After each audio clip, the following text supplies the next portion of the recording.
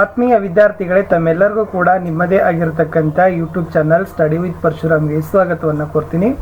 So already ನಾವು ಹಿಂದಿನ ವಿಡಿಯೋದಲ್ಲಿ ನಿಮಗೆ ಹೇಳಿದ್ದೀವಿ, ನಿಮ್ಮ SSLC ಪರೀಕ್ಷೆ 2023 ಅಂದರೆ ಮಾರ್ಚ್ ಏಪ್ರಿಲ್ನಲ್ಲಿ ನಡೆದಿರ್ತಕ್ಕಂಥ ಮುಖ್ಯ ಪರೀಕ್ಷೆಯ ಒಂದು ಫಲಿತಾಂಶವನ್ನು ಇದೇ 9, 11 ಅಥವಾ 12 ಮೇಗೆ 3 ದಿನಗಳಲ್ಲಿ ಪ್ರಕಟವಾಗ್ತಕ್ಕಂಥದ್ದು ಸುದ್ದಿ ಇದೆ. ಈ ಕುರಿತು ಮಂಡಳಿಯವರು ಅಧಿಕೃತವಾಗಿ ಪ್ರಕಟಣೆಯನ್ನು ಹೊರಡಿಸೋದು ಮಾತ್ರ ಬಾಕಿ ಇದೆ. ಸೊ ಮಂಡಳಿಯವರು ಪ್ರಕಟಣೆಯನ್ನು ಹೊರಡಿದ ತಕ್ಷಣ ತಾವು ನಿಮ್ಮ ಮೊಬೈಲ್ನಲ್ಲಿ ಸುಲಭವಾಗಿ ತಾವೇನು ಮಾಡ್ಬೋದು, ರಿಸಲ್ಟನ್ನು ಚೆಕ್ ಮಾಡ್ಬೋದು. ಸೊ ಫಸ್ಟ್ ನಿಮ್ದು ಯಾವುದಾದ್ರೂ ಒಂದು ಸರ್ಚ್ ಎಂಜಿನ್ ಇರ್ಬೋದು, ಅದು ಗೂಗಲ್ ಆಗಿರ್ಬೋದು, ಒಪೇರಾ ಆಗಿರ್ಬೋದು, ಓಕೆ. ಸೊ ಯಾವುದಾದ್ರೂ ಒಂದು ಸರ್ಚ್ ಎಂಜಿನ್ ಮೂಲಕ ತಾವು ಫಸ್ಟ್ KR ರಿಸಲ್ಟ್ಸ್ ಅಂತ ಏನು ಮಾಡಿರಿ, ಟೈಪ್ ಮಾಡಿರಿ.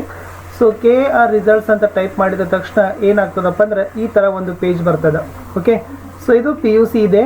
ಸೊ ಇದರ ಕೆಳಗಡೆ ಏನಾಗ್ತದಪ್ಪ ಅಂತಂದ್ರೆ ಇಲ್ಲಿ PUC ಇದರಲ್ಲಿ SSLCದು ಕೂಡ ರಿಸಲ್ಟ್ ಏನು ಮಾಡ್ತಾರೆ, ಅಪ್ಡೇಟ್ಗಳನ್ನು ಇದೇ ವೆಬ್ಸೈಟಲ್ಲಿ ಕೊಡ್ತಾರೆ. ಸೊ ನಾನು ಹೇಳ್ತಕ್ಕಂಥದ್ದು ವಿದ್ಯಾರ್ಥಿಗಳೇ, ಈ ಒಂದು ವೆಬ್ಸೈಟ್ ಲಿಂಕನ್ನು ತಾವುಗಳು ಸೇವ್ ಮಾಡಿ ಇಟ್ಕೊಡ್ರಿ. ಇಲ್ಲಿ Karnataka school education and assessment board ಇದೆ, PUC ಆ್ಯನ್ಯುವಲ್ ಎಕ್ಸಾಮಿನೇಷನ್ ರಿಸಲ್ಟ್ ಇದೆಯಲ್ಲ.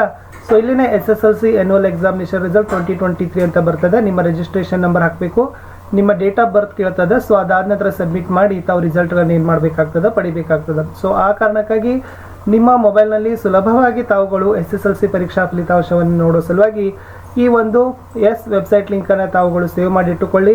ಸೊ ಪ್ರಕಟಣೆ ಬಂದ ತಕ್ಷಣವನ್ನೇ ತಾವುಗಳು ಕೂಡ ಈ ವೆಬ್ಸೈಟಲ್ಲಿ ಭೇಟಿಯಾಗಿ ನಿಮ್ಮ ನೋಂದಣಿ ಸಂಖ್ಯೆ, ಹುಟ್ಟಿದ ದಿನಾಂಕ, ಇನ್ನಿತರ ಕೇಳ್ತಕ್ಕಂಥ ಅಗತ್ಯ ಮಾಹಿತಿಗಳನ್ನು ಹಾಕಿಕೊಂಡು ನಿಮ್ಮ ಪರೀಕ್ಷಾ ಫಲಿತಾಂಶವನ್ನು ಪಡಿಬಹುದು ಅಂತ ಹೇಳ್ತಾ ಲಿಂಕ್ ವಿಡಿಯೋದ ಡಿಸ್ಕ್ರಿಪ್ಷನ್ ಬಾಕ್ಸ್ನಲ್ಲಿ ಹಾಕಿದ್ದೀನಿ, ಅದನ್ನು ಕೂಡ ನೋಡಿ. ವಿಡಿಯೋನ ಲೈಕ್, ಶೇರ್ ಹಾಗೂ ಸಬ್ಸ್ಕ್ರೈಬ್ ಮಾಡಲಿಕ್ಕೆ ಮರೆಯದಿರಿ.